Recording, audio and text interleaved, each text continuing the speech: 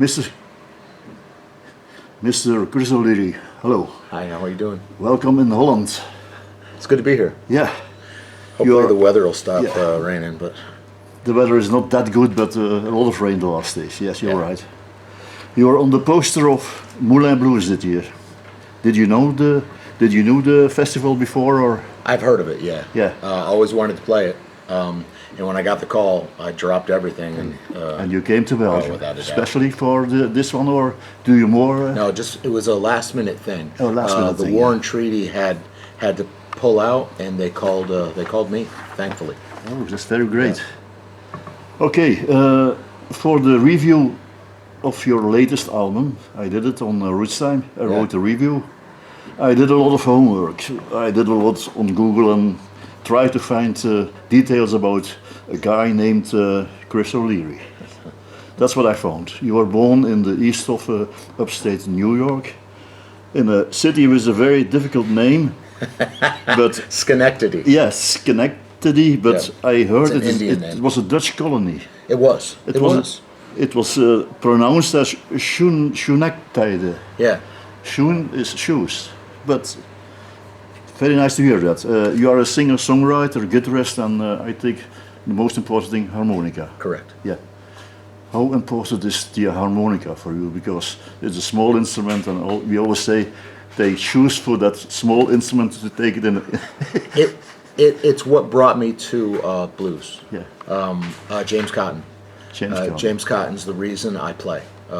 There's an album called Muddy Waters, Hard Again. Yeah. That it was late Muddy. It was Muddy recorded around 1980 or so, and Johnny Winters produced it. And I heard James Cotton's playing on that record when I was probably about 10. Before you played guitar, no? I played a little bit of guitar. Guitar, yeah. But I listened to mostly rock and roll.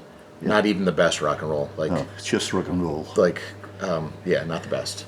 So my father got me this record, and he also got me a Marine band in the Kia A.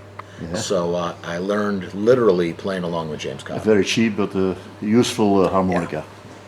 Okay, and then for 6 years you didn't go directly solo, no? No. Before you played what I found in the band of Levin Helm. Yeah. You know that his daughter's playing this weekend? Yeah. I'm hoping to see her. We see Amy tomorrow for an interview, but I don't know if she already see that. I'm not sure.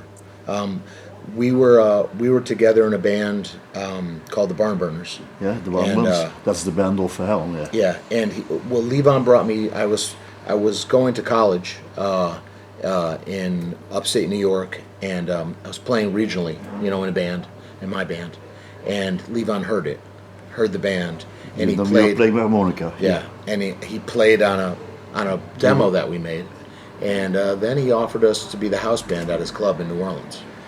Can you tell us why this person, or this famous person, Levin Helm, is so great when you talk about him musically? He was with the band. Yeah. He was the singer and and the drummer, and he played mandolin. He's one of those guys that can play. You stick an instrument in his hand, and he'll make music. Yeah. He's got a timeless voice. That voice is the voice of America, pretty much. Yeah. On all their great songs, he was the one singing. Okay. And he took an interest in me and took me under his wing, and I owe him everything. Yeah. I truly do. You also stayed a few time in New Orleans. I did. Yeah, we were the house band at his club. His club. That was also the Helms Club. Yeah, on Decatur Street. Okay. Yep. Yeah. And Amy used to live there as well. Okay. Yep. That influenced your style, I suppose. Yeah. Before then, I was very much Chicago.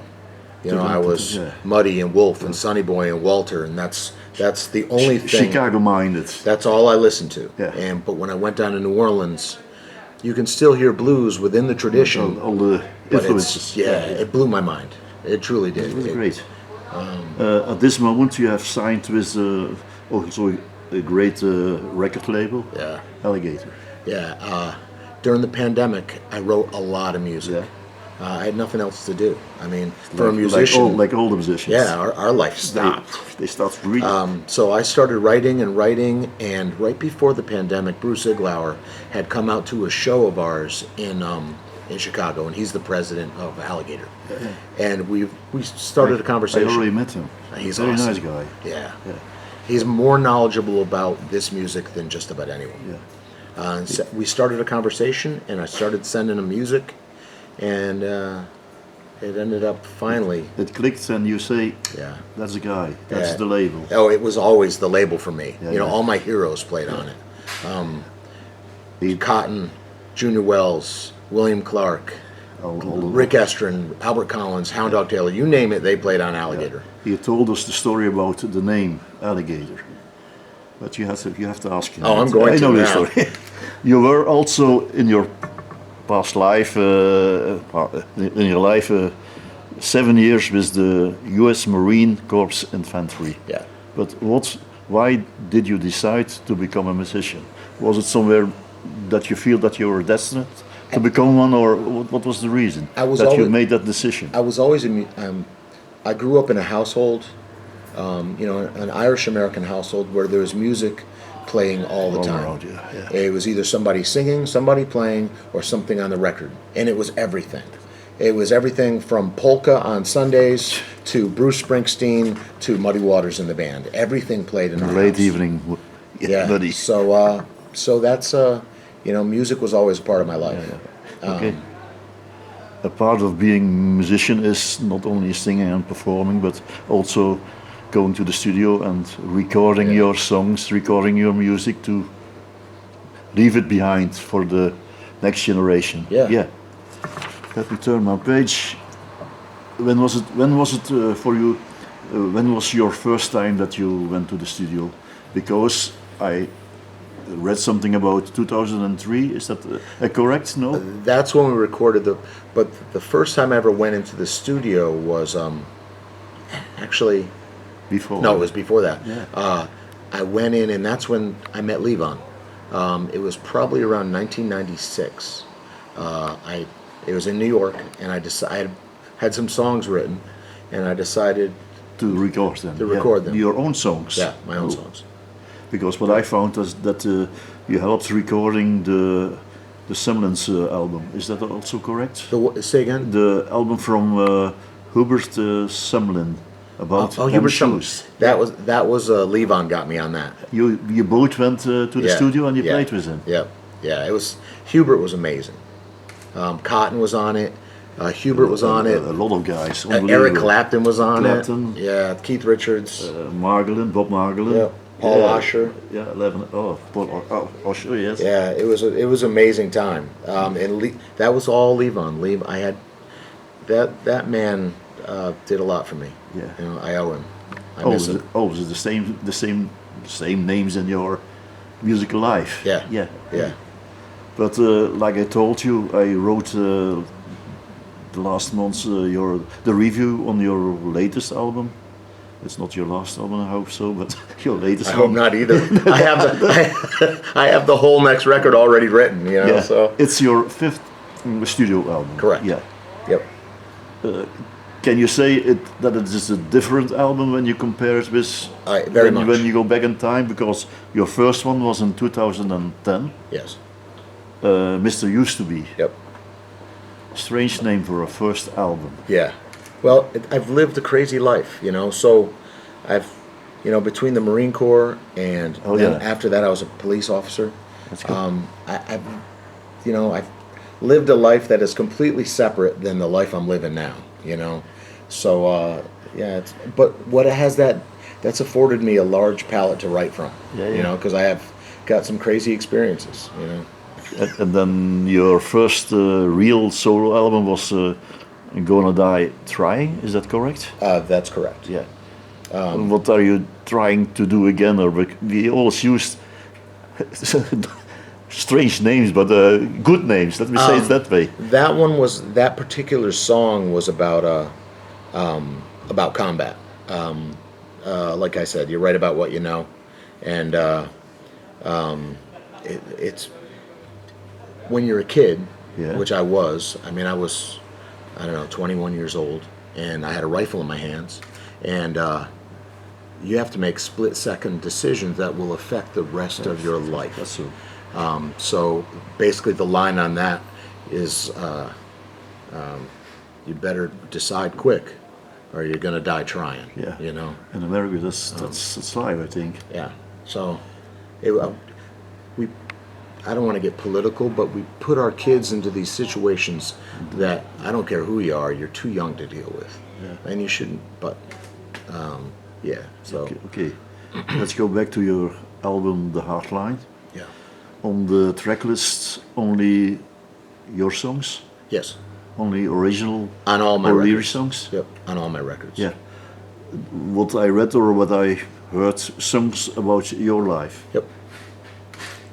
Is that your favorite? Are this the favorite items that you want to write about as a songwriter? Or? It's hard for me to write. Some people can like assume the perspective of somebody else, like Bruce Springsteen, for instance. Bruce Springsteen's never raced cars in the streets, but he can sure write about it. I'm not that guy. I can. You only write what I know. You know. Bruce Iglauer has been so helpful to me, is strangely enough, in my songwriting. Yeah. Because he got me much more focused.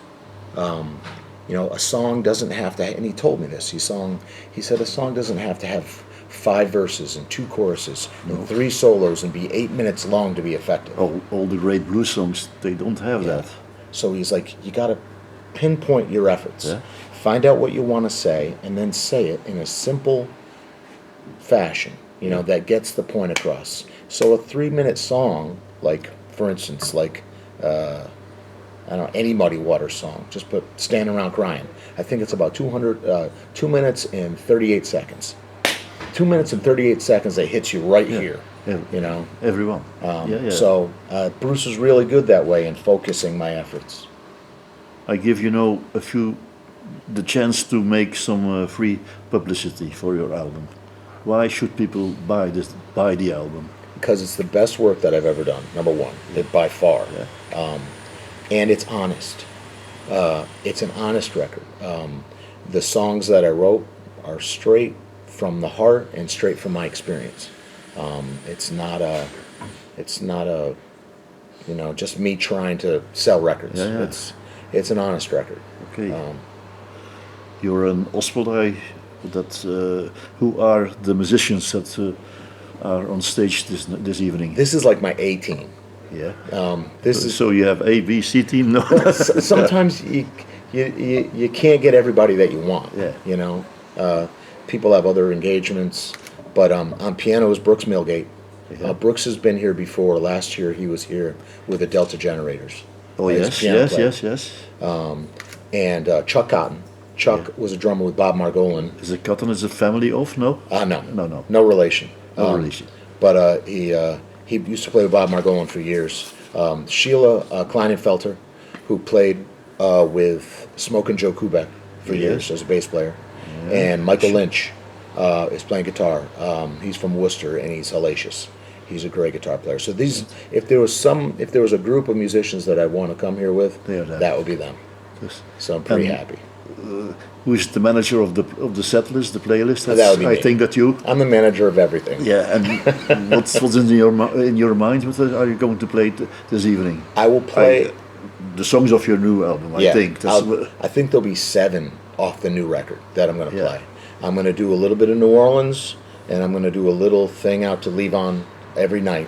When I was with Levon, we never did his music. You know. Yeah.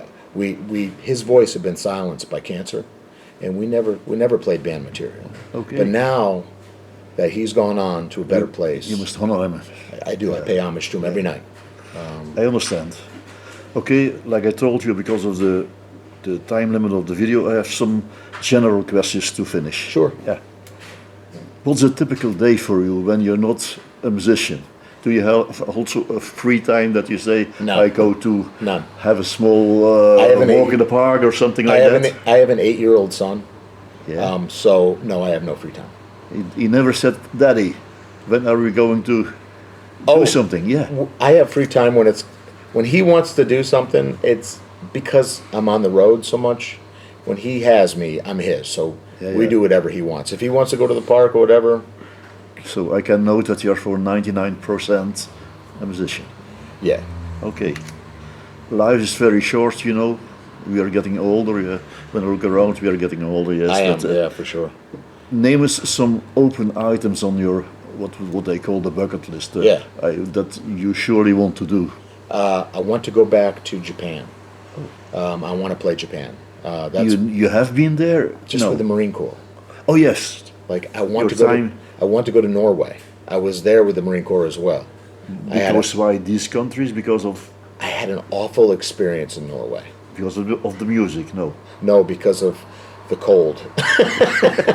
when you're in the infantry, you know, I froze. I got hypothermia there. So I want to see I hear all these great You go things. to a hot land and to a very cold land. Yeah, I've heard all these great things about Norway. I want to go. And Japan, I want to go. I want to go play and see the country. You want also performing in Japan. Yeah. Okay. Yeah. Those are two definitely bucket lists on my. I also want to go bill fishing.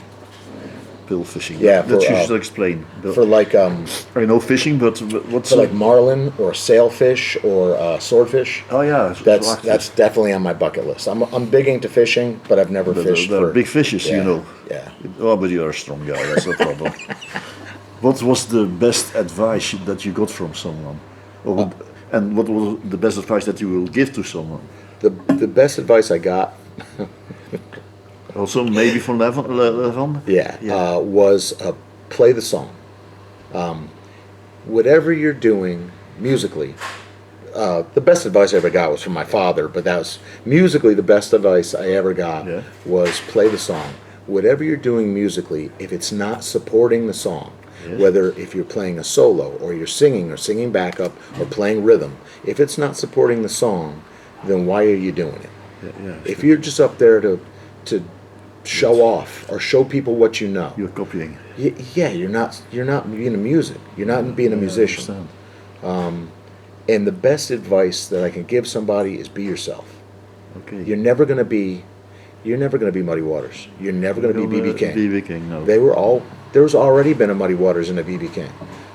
Be you. You know. If you're into this music, then find your own voice. It's hard. It takes a long time, but Yeah. I have a last question. Do you think that you, as a musician, do you think that you, being a musician, that you are a different person, that you became a different person Absolutely. by being a musician? yeah, I've And so why? What is different for you? it's afforded me the chance to see the world on another plane. Like I traveled the world in the Marine Corps, but you see places at their worst times. You know, you see people in turmoil. In music, especially this music, it's universal. So you see people at their best, you know, with joyous times and people celebrating the music that you love, something that you have in common. It was great for me personally because you can get down about things if you go to other countries enough with a rifle in your hand, you get down about things, and that's not what the world's about. Okay, Mr. Chris O'Leary, that were my questions. Thank you again for My pleasure. what I call the roots time. We must think about it, and thank to be with us today in OSPEL in the Netherlands. Yeah, I can't wait to play. Thanks a lot, Mr. Thank you, sir.